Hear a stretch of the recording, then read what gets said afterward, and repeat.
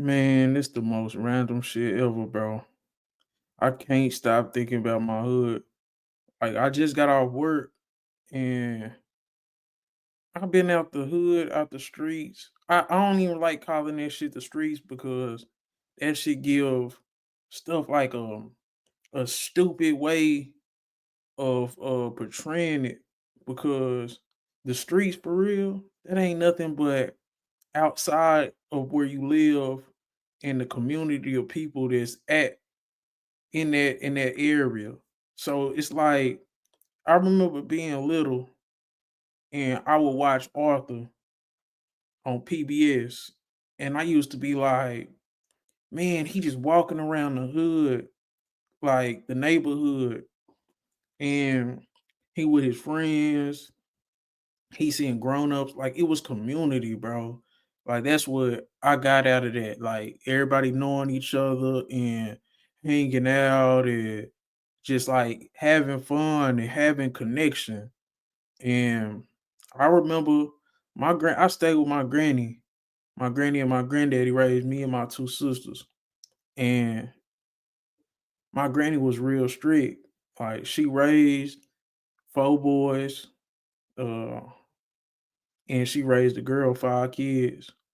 And my daddy, he kind of was like the only knucklehead out the bunch with kids that she ended up having to raise. Everybody else was kind of good or whatever. So me and my sisters had to stay with my grandparents, and my granny was just, I ain't gonna say she was like hard on me, but she was always like, she preached if you don't do the right stuff, dead or in jail.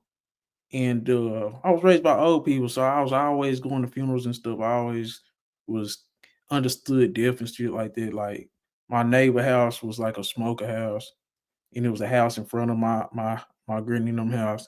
That was like a setup house. So it's like I always was kind of aware of death and how real stuff get.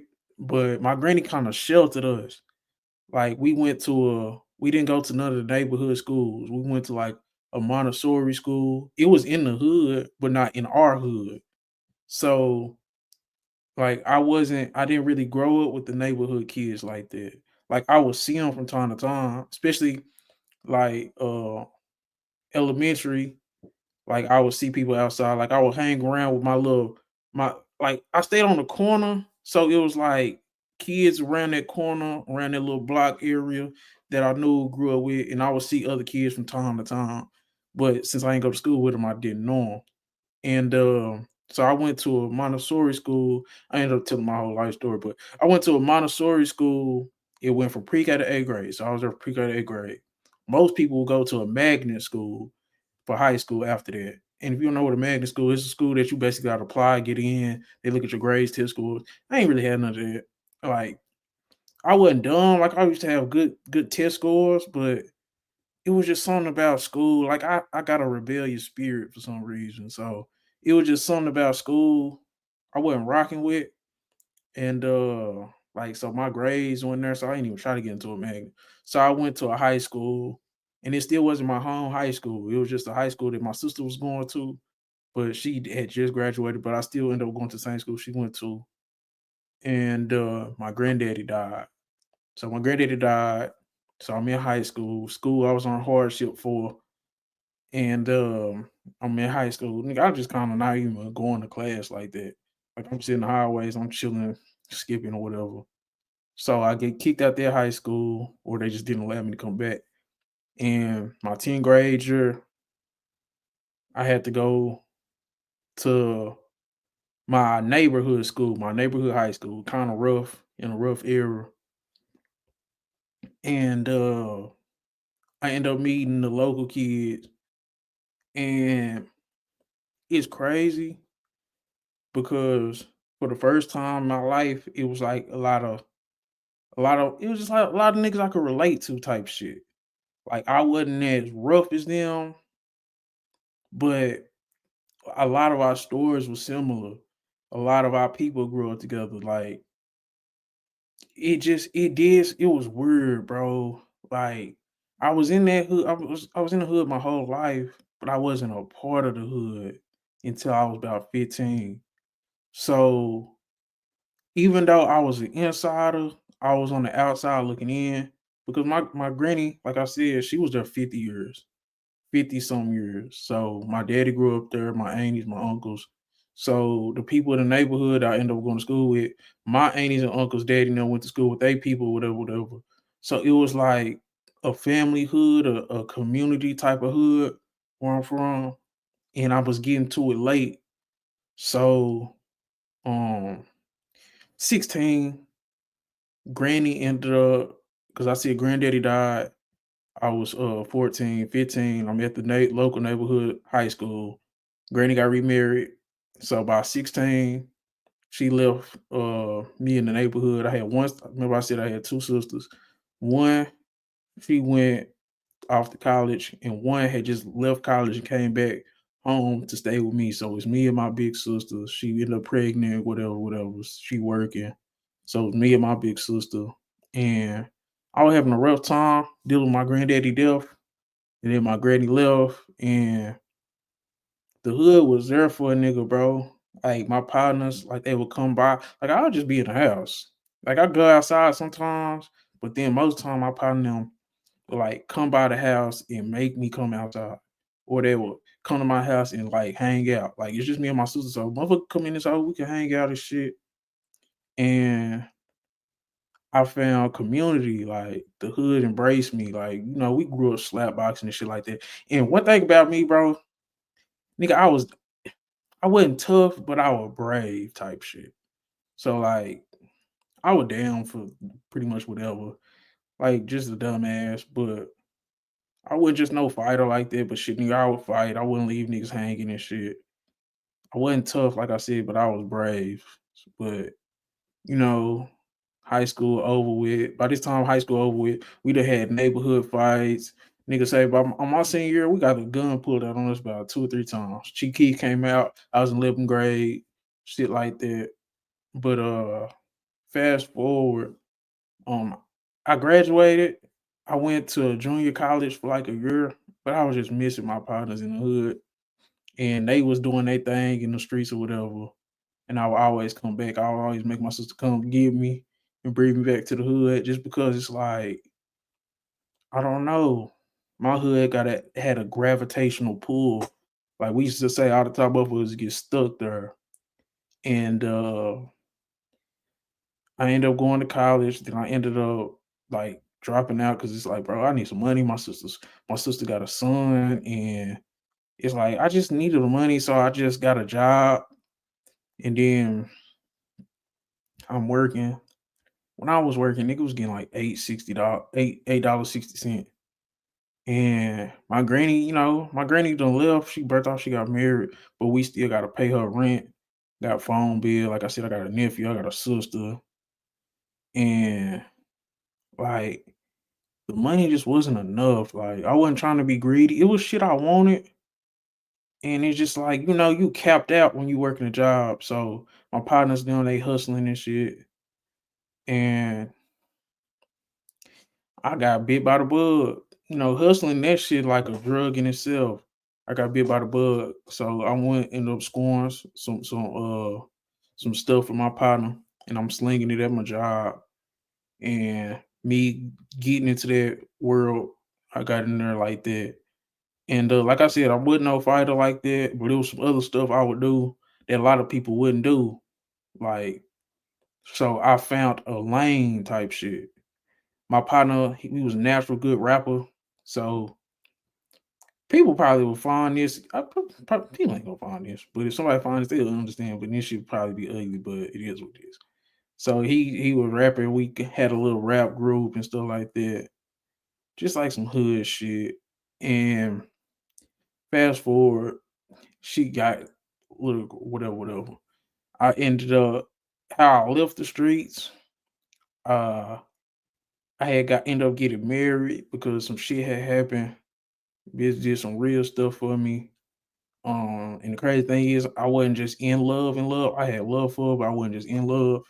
She go downhill if your heart ain't in some shit like that. So we married, shit go left, whatever, whatever. But I ended up leaving the streets because I'm getting married. I'm like, you get married, you leave the streets, you have a good productive life, I guess, type shit. But you know, I left the streets and like for like I've been out the streets for like 5 years, but I think about my partners, the hood every day. Um, and oh yeah, while growing up, because like I said, I wasn't always in the hood type shit, even though I was always in the hood. Like I wasn't outside doing shit. Cause like I said, I didn't know the local people until I was like 15. Even though I probably would see certain motherfuckers, I ain't know them, hang with them until I was like 15. So people in the hood, like once a nigga start hustling, was being outside, it would just be like certain people in the hood be like, bro, this ain't you. This ain't for you. And at first, I had got like a chip on my shoulder, and then a nigga was like, "Man, this shit ain't for me." I was trying to prove myself, chip on my shoulder. And then, like I said, I met a bitch, shit happened. I ended up getting married to her, left the streets, and I was like, man, motherfucker was saying this shit wasn't for me anyway. So I quit the streets cold turkey. Been working for like 5 years. Me and the girl, we done broke up. But even throughout this whole time, it's just I think about the streets so much. I ain't quit calling it the streets. I think about the neighborhood. I think about the people, my partners, because you think about people they call street niggas or whatever, and you think of like evil people and shit like that. But I can tell you that shit is fake. Motherfuckers be regular. Motherfuckers just adapt to certain shit. And then one thing about being in the hood, like I used to wear hand-me-downs. A lot of my partners probably did too. Motherfuckers didn't have no money, didn't have shit. And when you don't have shit, that make you want shit. So you become to really want that money. Then once shit start happening, um, niggas say, do you have to stand on certain shit and shit happen and shit go from there. But a lot of and then I'll be looking because the one thing, and then I was watching a rapper. He had an interview with DJ Academics, and I just be hating that shit because they just be so gossipy and messy, and they be talking to these niggas that be really hurting and having pain and do been through a lot of shit and just was looking for somebody a way out type shit. And they found rap, and then they end up figuring out that rap worse than the streets. It amplifies shit. And I was listening to him talk. He talked to DJ Academics. Nigga don't understand, bro. And I just was like, the hood, bro. Most niggas that be in the hood, like it's an attachment to the hood. Like I just was listening to some young boy. He was on preach, and he was like, "I miss the north like my granny, my heart in them trenches." And I was just like, "Damn, I felt it." And even though I really ain't no street nigga, but like my heart over there, my heart in the neighborhood, not even the streets, the neighborhood, the people. I miss them motherfuckers like a motherfucker, and it's like, but go back and do what? Go back and say what? What do I say? I've been gone for a minute. I don't even know what to say or what to do, who to talk to, type shit. But mm-mm. I don't know if it's just me, but you leave the hood, they just tell you to leave the hood. Go do this, go do that, go get you a job, go work. I don't know. And then it be blogs like no offense to say cheese, DJ Academics, motherfuckers like that. Vlad on that on 22 and shit like that. But it's like it's starting to feel like when I be looking at hood people on the internet and who they get interviewed by, it feel like some zoo type shit, aquarium type shit. Like everybody want to go to the zoo, look at the tigers and the lions, tap on the cage, knowing that they safe. But this should be real people, real struggle. Nigga, you think that tiger in that zoo, not missing his family, not missing where he from, the jungle, and yeah, he a tiger, but that motherfucker got feelings, and I just think it's like the zoo aquarium shit. Everybody want to just come by, tap on the cage. But yeah, I done left the hood, but I think about it every day because motherfuckers say what they want about these neighborhoods and these so-called street niggas or whatever. But man, working just living a regular life what regular people citizens go through. Like, it's just weird. See, regular citizen shit, motherfuckers just let the government do them any kind of way. Motherfuckers don't stand up for themselves. Like, I developed a new level of respect for the hood. I'm not glorifying it, Cause like I said, that shit don't feel good. Like if you have to be there, you have to be just where you at. You know what I'm saying? So it's like just where I'm at. Like motherfucker gonna make the best of it, but I don't know. Like the glorification of it, cause nigga, it's a lot of pain in these neighborhoods. And everybody just want to come by, tap on the cage like it's a zoo and aquarium, look at the tigers and lions. But the motherfuckers got feelings. The motherfuckers, I don't know. I don't even know what the fuck I'm talking about, but I miss the hood. Long story short, I've been in my Bible more, thinking about Jesus, and that shit got me missing the hood even more. Cause that nigga Jesus was out there in the trenches, and he hated the government and shit like that too. The establishment, I'd say, and I ain't gonna say hated, but I don't know. But yeah, random ass thoughts. I miss the neighborhood.